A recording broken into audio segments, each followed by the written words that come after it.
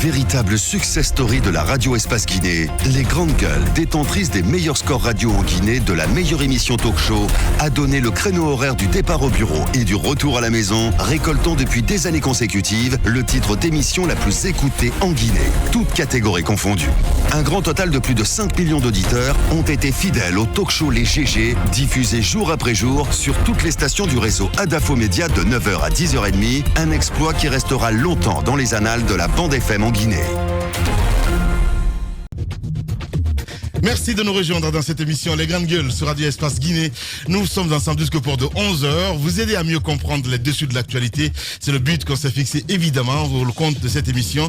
Vous nous écoutez partout en Guinée. Vous nous écoutez à la baie sur 99.7. Même fréquence du côté de Bokeh. Si vous êtes du côté de Zérékoré, évidemment 99.7. 99 tout simplement en modulation de fréquence du côté de Cancan. Plusieurs mois s'offrent à vous évidemment pour intervenir en direct dans notre émission. Soit vous partez sur Twitter, hashtag Espace GG. Sinon, l'autre numéro de téléphone qui s'affiche juste en bas de l'écran. Avec plaisir, nous allons relayer vos messages en direct dans notre émission. Au menu, on s'intéresse à l'actualité, les opposants à une nouvelle constitution et un éventuel troisième mandat donc pour Alpha Condé ne relâche pas la pression sur le régime en place, malgré donc qu'il soit contraint à reporter l'inhumation des dernières victimes de leur manifestation. Ils appellent leurs partisans à descendre donc dans les rues en province jeudi, principal pôle d'attraction Zérékoré, où ces opposants vont tenir donc leur première manifestation du genre depuis 5 mois, et ce moins d'une semaine évidemment après donc le passage du chef de l'État sur place. Et dès le mardi prochain 26 novembre, le FNDC donc remettra ça à nouveau ici à Conakry. Qu'est retenir donc du passage du président de la République en Zérékoré et des annonces qu'il y a faites de ce côté? Jusqu'où le FNDC ira-t-il dans son combat contre une nouvelle constitution? Comment sortir donc de l'impasse? Notre invité ce matin, mesdames et messieurs, c'est bien sûr Dr Faya Milimono. Il faut le rappeler, il est le président de BL, membre du FNDC. Il sera notre invité de parcours ce matin.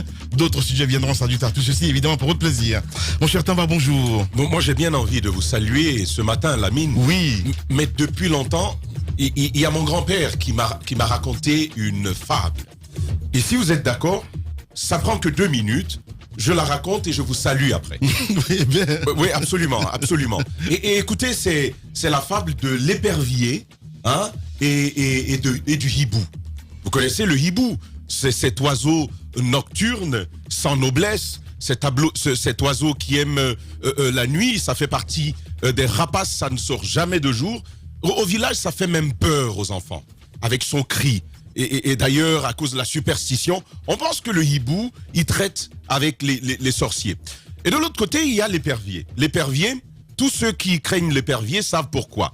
C'est vrai, c'est un oiseau rapace qui cherche les poussins, les petits reptiles et tout ce que vous savez.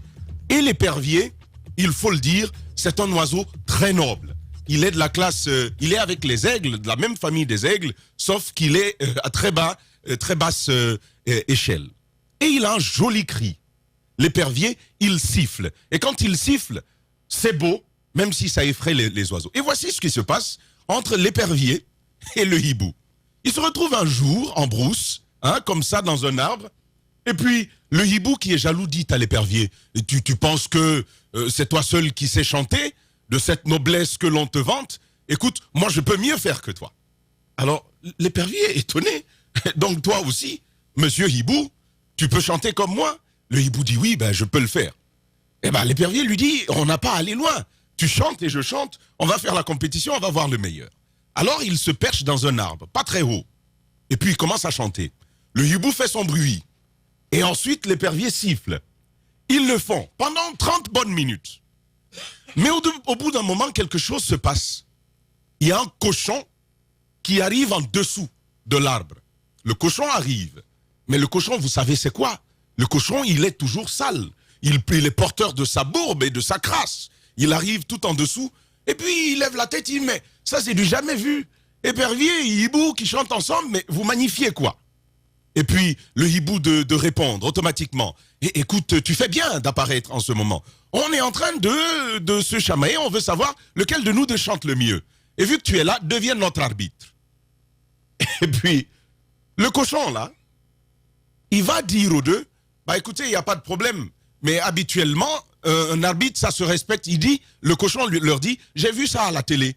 Il faut que vous me donniez un fauteuil. On lui apporte un fauteuil au cochon. Le cochon s'assoit dans un fauteuil. Et il lève le pied comme un chef. Il le met sur l'autre. Et avant de commencer, il dit, mais les arbitres, habituellement à la télé, ils ont un sifflet. Rapportez-moi un sifflet. Et on apporte un sifflet au cochon. Le cochon s'assoit dans son fauteuil avec un sifflet. Et c'est pas tout. Il dit, il me faut un uniforme avant que je ne devienne arbitre. Parce qu'à la télé, j'ai vu, on apporte un uniforme au cochon. Il s'assoit dans le fauteuil. Mais ça ne lui suffit pas. Le cochon, vous savez, ça mange beaucoup. Et il dit, avant que je commence, il faut que vous me donniez à manger. Apportez-moi du jus. Et il a demandé du sagicot et un peu de tout. On lui a tout apporté, ce cochon-là. Et il s'est assis. Et c'est bon maintenant. Il dit, bon, maintenant, on peut commencer. C'est moi le chef. En clair, on a fait du cochon un chef. Et après, il écoute, il dit, bon, commencez. Et puis le hibou commence. Il fait son bruit qui fait peur. Et puis, l'épervier siffle. Au bout d'un moment, le cochon siffle. Il dit, c'est bon, hein. Je sais c'est qui le vainqueur. Et on dit, mais c'est qui le vainqueur? Il dit, pour moi, c'est le hibou. Et puis, voyez ce que l'épervier va faire. L'épervier commence à pleurer. L'épervier pleure. Parce que tous ceux qui connaissent le chant de l'épervier, et qui connaissent celui du hibou, il n'y a pas match. Mais l'épervier pleure pendant 30 bonnes minutes. Et puis le hibou lui demande, mais pourquoi tu pleures? Il continue, il dit, mais arrête de pleurer. Tu pleures parce que tu as perdu. Et puis l'épervier le regarde, il arrête de pleurer. Il lui dit, non, je ne pleure pas parce que j'ai perdu. Je pleure parce que c'est un cochon qui m'a jugé. Je pleure parce que c'est un cochon qui m'a jugé. Un cochon qu'on a rendu chef.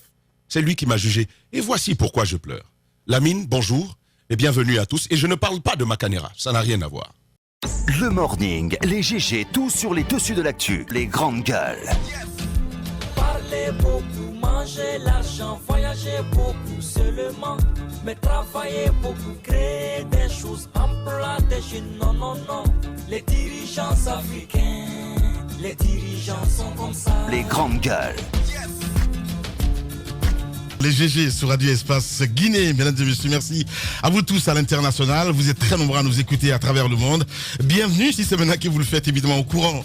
On prend le cours normal de l'émission. Les opposants à une nouvelle constitution, je le disais tantôt, et un éventuel troisième mandat pour Alpha Condé ne relâchent pas la pression sur le régime en place, malgré qu'ils soient contraints donc de reporter l'inhumation des dernières victimes de leur manifestation. Ils appellent leurs partisans à descendre dans les rues en province ce jeudi. Principal pôle d'attraction évidemment Zérékoré, où ces opposants donc vont tenir leur première manifestation du genre après 5 mois, et ce moins d'une semaine après le passage donc du chef de l'État sur place. Et dès le mardi prochain, donc 26 novembre, le FNDC remettra ça à nouveau. Que retenir du passage du président de la République en Zérékoré et des annonces qu'il y a faites? Jusqu'où le FNDC ira-t-il dans son combat contre une nouvelle constitution? Comment sortir de l'impasse politique? Invité dans cette émission ce matin, évidemment, c'est bien Dr Faya Milimono. Il nous rejoindra un peu plus tard dans cette émission. Voilà, on reprend. Bienvenue, bonjour mon cher papa. Oui, mon l'histoire, la fable de mon grand-père est terminée. Bien. Bonjour Lamine, bonjour à tous. Bonjour madame Yoro. Bonjour Lamine. Bonjour mon cher Jacques Lewalino. Bonjour Lamine, bonjour à tous. Bonjour Antoine Koroma. Bonjour Lamine. Voilà, allez, on s'intéresse à l'actualité. Du côté de la baie, hier on avait le PM en direct dans cette émission, mon cher Jacques. Oui, on avait le PM et je crois que nous sommes restés dans cette émission. On a reçu un premier message qui nous disait que le cortège que le cortège du Premier ministre avait donc été attaqué. Et après, quand on est sorti, on a commencé à recevoir quelques informations beaucoup plus sûres. Parce qu'on n'était pas encore sûr quand l'information est tombée lorsque nous étions dans cette émission. Donc le Premier ministre nous a pris le temps et est arrivé à la baie et il a pris l'initiative d'aller rencontrer les sages. Il a même pu rencontrer ces sages où il a tenu un discours, il a donné une brève explication sur la crise actuelle et il s'est prononcé également sur les tueries et les enquêtes qui, à ses yeux, sont engagées, qui devraient permettre, n'est-ce pas, de situer les responsabilités. Et après, dans la foulée, je crois, les jeunes auraient donc aperçu un groupe qui voulait soulever un mouvement de soutien à un projet de référendum constitutionnel. La foule est donc descendue dans les rues pour aller où se trouve le Premier ministre, barricadé, érigé des barricades partout dans la ville de l'Abbé. On a vu hier les images de la télé. Oui, avec notre équipe qui est donc avec le ministre des Travaux publics. Parce que le Premier ministre, en plus de sa mission, qui doit le conduire à Tougué, a voulu visiter les chantiers hier matin avec donc le ministre Naïté, les chantiers qui sont lancés donc du côté de l'Abbé. Ce travail donc n'a pas été possible. Les jeunes sont sortis partout dans la ville, dans la commune urbaine de l'Abbé. Ils ont érigé des barricades de partout. Et ce qu'on nous apprend, c'est que les policiers et les gendarmes de la commune urbaine de l'Abbé étaient finalement débordés. Ce qui a fait que le cortège du Premier ministre, toute la délégation, les deux délégations donc qui se sont retrouvées au même moment à l'Abbé, ont été en quelque sorte confinés. Confinés donc dans une villa pendant des heures. Pendant des heures, parce que 4 heures du temps. Donc ça a commencé le matin jusqu'à 15 heures quand un renfort serait venu donc de Mamou pour, n'est-ce pas, disperser les manifestants. Le Premier ministre a pu se frayer le chemin et je crois que c'est ce matin qu'il continue finalement du côté de Tougué. Ce sont donc de façon beaucoup plus brève et en termes d'information, ce que nous avons pu avoir sur le terrain, en attendant les réactions. Nous allons partir sur le terrain à l'Abbé, d'où nous attend Alaïdi Sow. Les grandes gueules. Oui, Alaïdi, bonjour. Bonjour, l'ami. Voilà, on a tous suivi hier cette actualité du côté de l'Abbé où on nous apprend l'attaque du cortège du Premier ministre. Dites-nous ce qui s'y est passé.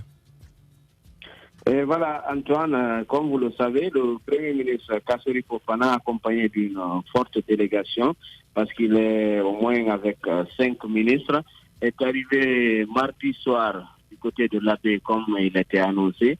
Et donc, il a passé la nuit ici à l'Abbé. Maintenant, mercredi matin, vers 10 heures, ils ont décidé d'aller rendre visite au sage de l'Abbé qui était mobilisé au niveau de la Fondation Boubandian. La Fondation Boubandian, c'est au cœur même de la ville parce que c'est à quelques mètres du grand marché de la ville. Donc, on a assisté à cette rencontre. Il y a eu des discours qui ont été tenus. L'imam a souhaité la bienvenue au Premier ministre et sa délégation. L'imam a demandé à ce qu'on essaie de faire la lumière sur les tueries du côté de Conakry. Le Premier ministre a pris des engagements, ainsi que pour le meeting qui est en cours du côté de l'Abbé. Maintenant, au même moment, à l'arrivée de cette délégation, des jeunes ont commencé à se mobiliser pour dire à Moulin-Fé, on ne veut pas vous voir, ainsi de suite. Parce que la rencontre a pris au moins 1 heure de temps. Vers la fin de la rencontre, on a trouvé que cette mobilisation a grossi. Il y avait maintenant beaucoup de monde. Des échauffourées ont commencé à éclater entre les forces de l'ordre qui étaient là et les jeunes qui étaient partout maintenant. J'ai des pierres contre gaz lacrymogène. Au moment que le ministre sortait, c'était très tendu parce que même des pierres arrivaient dans la concession, parce que nous on était dans la concession. Le ministre, finalement, il a été évacué par la sécurité ainsi que les autres ministres. Ils ont pris une autre route qui n'est pas celle qui était prise par les manifestants pour sortir. Ils sont sortis, la manifestation a continué, il y a eu des jets de pierre. Ils ont continué du côté de Concol, là où le bitume est en cours, parce que le Premier ministre devait constater des usines de chantier du bitumage de la voirie urbaine de l'Abbé. Et à ce niveau aussi, il y avait des gens qui étaient acquis de côté, mais là aussi, les jeunes les ont rejoints parce qu'ils ont suivi le cortège et ils les ont dispersés là-bas aussi. Et le Premier ministre et sa délégation n'ont trouvé mieux que de rejoindre l'hôtel. Et l'hôtel, c'est sur la nationale numéro 1, l'Abbé Conakry, après Poudjoun, parce qu'il y a un immeuble, c'est là-bas qu'ils sont retranchés. Et là-bas aussi, les jeunes ont suivi les axes menant à l'hôtel, parce que nous, on a été aussi pour voir ce qui se passait. Et les jeunes ont pris d'assaut tous les axes parce qu'il n'y avait plus de passage pour aller à l'hôtel. Et partout dans la ville, le marché était fermé, les écoles, les élèves ont été libérés. Il y avait une débandade totale. Donc, les services de sécurité, visiblement, ont été débordés. Et finalement, ils sont retranchés du côté de leur quartier général pour essayer de protéger les lieux, surtout le quartier administratif. Et le reste de la sécurité, c'est aussi mobilisé du côté de l'hôtel pour protéger les lieux. Donc, pratiquement jusqu'à 13h30, 14h, c'est ce scénario-là qu'on a vécu ici à l'AP parce que vers 12h30, on a pu appeler un responsable de la préfecture qui nous a confirmé que les ministres étaient toujours du côté de l'hôtel et les axes étaient bloqués. Il a fallu vers 14h30, 15h pour essayer de rétablir le calme ici à l'Abbé. Ouais, allez Dissou, en direct ce matin du côté de l'Abbé. Allez-y Antoine. On a vu sur certains sites d'information, on nous a appris qu'il y a des instigateurs qui seraient derrière cette histoire. On parle du FNDC local de ce côté, qui aurait, avant l'arrivée de Kassori, menacé de mener des actions si celui-ci venait là-bas. Est-ce que vous confirmez ces soupçons contre le FNDC local? Non, je ne confirme pas parce que il n'y a pas eu. Nous, en tout cas, on n'a pas reçu ces menaces, on n'a pas entendu parler. Ouais. Et rien n'était préparé, en tout cas officiellement. Nous, on n'a rien eu. Mais après ce mouvement, les représentants du mouvement Jokeng Alpha ou FARC qui soutiennent le parti au pouvoir, ils ont fait des vidéos, ils ont fait des révélations pour dire que bon, que soit le FNDC, ils ont même accusé le vice-maire, parce que j'ai vu dans une vidéo, le vice-maire de l'AB est accusé d'être derrière ces mouvements. Et il y a eu beaucoup de personnes qui sont citées, mais c'est juste des attaques de communicants en communicant. Ouais. Allez-y, madame. Alors, Alaïdi, est-ce que, parce qu'il y a aussi ces rumeurs qui circulent, soi-disant qu'il y avait une volonté pour les partisans du troisième mandat ou de la modification de la Constitution qui était également visible sur le terrain. Est-ce que vous pouvez confirmer cette information? Effectivement, ils étaient, parce que quand le Premier ministre et sa délégation ont quitté les sages pour venir constater le bitume, il y avait une mobilisation mais qui n'était visiblement pas de taille du côté de Konkola, là où le bitume, la réalisation de la voie urbaine se poursuit. Mais les jeunes, comme je vous l'ai dit, ceux qui ont quitté le marché, ceux qui ont perturbé la rencontre avec les sages, et tous ils sont venus de ce côté aussi. Donc, il y a eu, les échauffourées ont commencé à éclater de ce côté, donc ils les ont dispersés. Et après, là-bas, la délégation a continué à l'hôtel. Voilà, allez, Dissou, voilà, du côté de l'Abbé. Non, mais moi, je voulais savoir, est-ce que les échauffourées, est-ce que, par exemple, cette mobilisation des deux camps, est-ce que c'est la mobilisation, par exemple, du camp pour la modification constitutionnelle qui a irrité les autres, ou bien c'est les discours qui ont été tenus? Qu'est-ce qui a fait débuter cette situation réellement? Bon, je dirais, visiblement, c'est... En tout cas, les jeunes ne voulaient pas voir le Premier ministre, il parlait des théories, et ainsi de suite. Donc, visiblement, c'est ça. Parce que au départ, il n'y avait pas cette mobilisation par rapport du côté de ceux qui soutiennent la modification de la Constitution. Parce que c'est le Premier ministre seulement et sa délégation qui sont partis voir les sages. Bien. C'est la délégation gouvernementale qui était de ce côté. Maintenant, les jeunes ont commencé à sortir pour dire à vous l'enfer, et ainsi de suite. Et voilà comment ça s'est parti. Seulement, au niveau de Concours, il y avait un petit groupe de gens qui soutiennent cette modification. Et donc, c'est entre les forces de l'ordre et les jeunes qui sont contre la modification de la Constitution. Allez-y, mon cher ami. Racontez-nous la fin de l'histoire, puisque on a pu le comprendre, la sécurité était du mal à maîtriser, l'ordre était du mal à maîtriser donc toute la journée. On nous parle de ce renfort qui serait donc venu de Mamou. Dites-nous ce qui s'est passé dans la soirée et puis ce matin, est-ce que vous nous confirmez que le Premier ministre est déjà parti pour Tougué? Oui, effectivement, on apprend le Premier ministre et sa délégation sont en route actuellement pour Tougué. Et pour ce qui est des renforts, effectivement, on nous a signalé que des pick-up ont quitté Mamou pour venir à l'Abbé dans la soirée. Mais le calme, je pense, était déjà revenu parce que, comme je vous l'ai dit, après 14 heures, les choses se sont calmées ici à l'Abbé. Allez-y, mon cher Tamba. Alors, c'est certainement la dernière question, mon cher Alaï Disso. Le Premier ministre a apporté cette réponse au sage à l'imam Badrou, en l'occurrence, qui lui a demandé d'aider à faire la lumière sur les cas de meurtre enregistrés dernièrement. Vous avez certainement suivi sa réponse. Ma préoccupation, c'est finalement comment est-ce qu'à l'Abbé, on réagit à ça. Est-ce que vous avez pu lire sur le visage ou même dans les propos une réaction particulière à la réponse apportée par le Premier ministre? Bon, je ne dirais pas que c'est cette réponse, parce qu'au moment où le Premier ministre donnait cette réponse dans la case, parce qu'aucun média n'était en live en ce moment, les jeunes étaient déjà dehors. Ils commençaient à manifester déjà dehors, parce que c'est à sa sortie de cette rencontre que les choses ont dégénéré. Donc, en ce moment, en dehors de ceux qui étaient dans la case, les journalistes qui étaient là, et les sages, les autres n'avaient pas ce message du Premier ministre, sauf que s'ils auraient suivi les lives au niveau des pages Facebook, des sites. Donc, le message n'était pas sorti, mais la manifestation commençait. À l'arrivée du Premier ministre, les gens commençaient à se mobiliser comme je l'ai dit. Bien. Merci beaucoup, Alaï Dissou, du côté de l'Abbé. Vous nous écoutez là sur 99.7. Radio Espace Guinée. Le son des îles paradisiaques.